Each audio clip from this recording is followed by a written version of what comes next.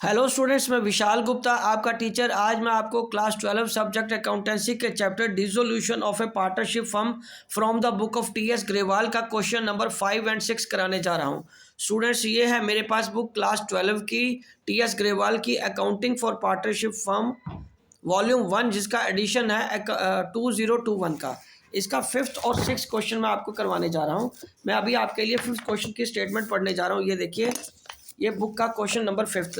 इसकी स्टेटमेंट क्या कह रही है 5th क्वेश्चन की। ए है, realisation expenses were 10,000 and paid by a firm on behalf of Alok partner with whom it was agreed at ₹7,500। तो एक एक करके मैं ट्रांजेक्शन भी पढ़ता जाऊंगा अब, और ये एंट्रीज भी करता जाऊंगा। ठीक है जी, तो यहाँ स्टार्ट करते हैं 5th क्वेश्चन। ठीक है जी, यहाँ सीरियल नंबर लिख लो और ये आ जाएगा particulars, ledger folio, debit rupees, credit rupees, और ये जर्नल आ जाएगा। ओके जी, यहाँ जर्नल आ जाएगा। चलिए, तो पहली ट्रांजैक्शन क्या कह रहा है वो, ए ट्रांजैक्शन में क्या है कि realisation expenses 10,000 were to be paid by the firm. किसके द्वारा पे किए गए? फर्म के द्वारा, ऑन बिहाफ ऑफ अलोक। ठीक है, with whom it was agreed that खर्चा कितना होगा? 7,500। ठीक है, जिसको हमने कहा था कि आपने सिर्फ 7,500 खर्चा करना है, बाकी उसने हमसे कितना खर्चवा दिया? 10,000। तो पहली बात, तो रियलाइजेशन में कितना खर्चा आएगा? रियलाइजेशन अकाउंट डेबिटेड में फर्म ने तो एडमिट किया था कि 75 ही खर्चा होना चाहिए, बट फर्म ने कितने पैसे पे किए हैं? टू बैंक करके हमारे हाथ से कितने पैसे चले गए? 10,000 रुपया। और बाकी फिर अब हम किससे चार्ज करेंगे? अलोक को डेबिट कर दो। अलोक्स कैपिटल अकाउंट डेबिटेड, ये कितना आ गया? 2,500। Being ₹10,000 paid by firm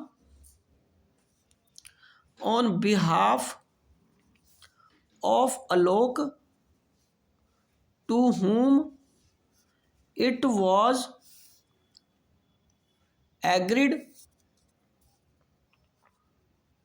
₹7,500।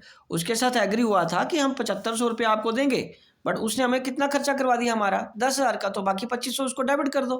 ठीक है स्टूडेंट्स, चलिए अब बी ट्रांजैक्शन क्या कह रहा है वो 5th क्वेश्चन की।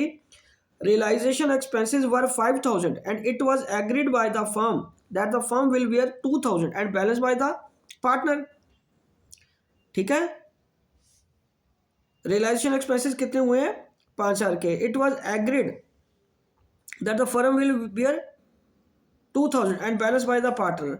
तो बैलेंस पार्टनर देने, लेकिन ये कुछ नहीं बताया कि किसने पे करना है, कौन पे कर चुका है एक्चुअल में। तो फिर फर्म का रियलाइजेशन का खर्चा कितना आया? Realisation account debited to bank account, ये सिर्फ 2,000 ही आएगा।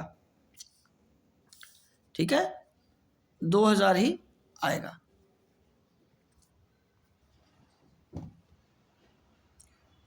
क्योंकि बाकी फर्म ने, पार्टनर ने बियर करना ना, ये तो नहीं बताया ना कि 5,000 फर्म ने पे किया है। ठीक है, तो हम खर्चा सिर्फ 2,000 का ही बुक करेंगे। रियलाइजेशन एक्सपेंसेस टोटल 5,000 के हो गए हैं।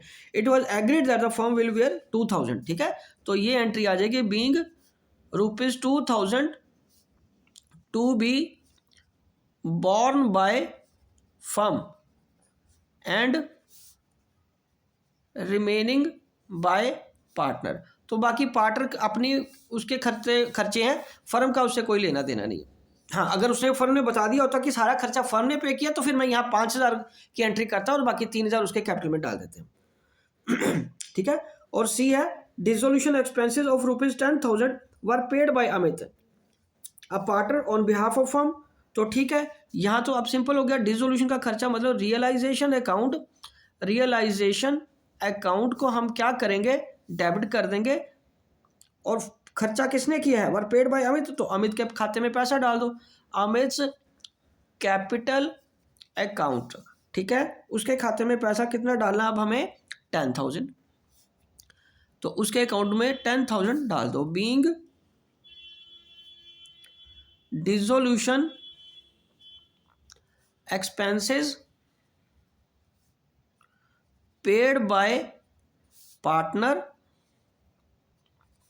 ऑन बिहाफ ऑफ फर्म, तो उसकी ये एंट्री हमने कर दी। ठीक है जी, तो यहाँ पे हमारा 5th क्वेश्चन कंप्लीट हो गया है। ठीक है जी, तो अब मैं क्या करता हूँ, छोटा सा यहाँ ब्रेक कर देता हूँ क्योंकि यहाँ नीचे पेज बचा हुआ है, तो मैं यहीं पे 6 क्वेश्चन आपको शुरू करके देता हूँ। तो ठीक है, 5th क्वेश्चन ये हमारा कंप्लीट हो गया यहाँ पे। तो अभी मैं यहाँ पे 6 क्वेश्चन स्टार्ट करने जा रहा हूँ। ओके, तो आई थिंक कि यहाँ पे उसकी एंट्रीज आ जाएंगी। ये 6 क्वेश्चन शुरू कर देते हैं यहाँ से। ओके जी, तो 6 क्वेश्चन के लिए फिर वही मेरे को वैसे ही करना है। ये जर्नल लिख लीजिए यहाँ पे, ये सीरियल नंबर, ये particulars, ledger folio, debit, rupees, credit, rupees. ठीक है जी, चलिए 6 क्वेश्चन में भी हमें जर्नल एंट्रीज ही पास करने को कह रहा है। Creditor worth rupees 85,000 accepted rupees 40,000 and cash and rupees 43,000 in full settlement of their claim. Mind it students, हम सिर्फ कैश वाली ही ट्रांजैक्शन की एंट्री करेंगे क्योंकि जो एसेट लाइबिलिटी के साथ ऑफसेट हो रही होती है उसकी कोई जर्नल एंट्री नहीं होती। तो हमारे पास जो जर्नल एंट्री आएगी वो सीधा ये आएगी, realisation account debited to cash. तो वो कितने का आएगा, 40,000 का। सिर्फ कैश पेमेंट की ही एंट्री आएगी। अगर कोई क्रेडिटर एसेट के साथ एडजस्ट हो रहा है, ऑफसेट हो रहा है, तो उसकी एंट्री नहीं करते। Being cash paid to creditors, that's it, यही एंट्री इसकी आनी है। ठीक है जी, ये 40,000 की एंट्री आ गई। ओके स्टूडेंट्स, चलिए अब बी एंट्री की बात करते हैं। बी ट्रांजैक्शन क्या कहते हैं, क्रेडिटर्स वर्थ कितने हैं, 16,000। They accepted machinery valued at rupees 18,000 in full settlement of claim. तो इसकी तो हमें पता है, इसकी क्या आएगी, नो एंट्री। इसकी क्या आएगी स्टूडेंट्स, नो एंट्री, बिकॉज जब भी कोई एसेट लाइबिलिटी से एडजस्ट होती है तो उसकी हमें पता है कि कोई ट्रांजैक्शन की एंट्री नहीं करते। ठीक है जी, उसके बाद है क्रेडिटर, सी क्या है, creditors were rupees 90,000। They accepted building at 1,20,000, मतलब क्रेडिटर वो हमारे कितने के, 90,000 के हैं। वो हमारी बिल्डिंग कितने की लेके गए हैं, 1,20,000 की। And paid cash to the firm, और उन्होंने हमें कैश दिया है। तो यहाँ पे कैश हमारा आ जाएगा ऊपर डेबिट में, क्योंकि हमें फ़ायदा हो गया, कैश मिल गया हमें। और फ़ायदा है तो हम किस में क्रेडिट करेंगे, रियलाइजेशन अकाउंट में। क्रेडिटर्स कम के थे और वो ज़्यादा की एसेट लेके गए हैं और बाकी पैसा उन्होंने हमें रिफंड कर दिया। तो 30,000 रुपया हमें उनसे मिल गया। Being creditors of rupees 90,000 taken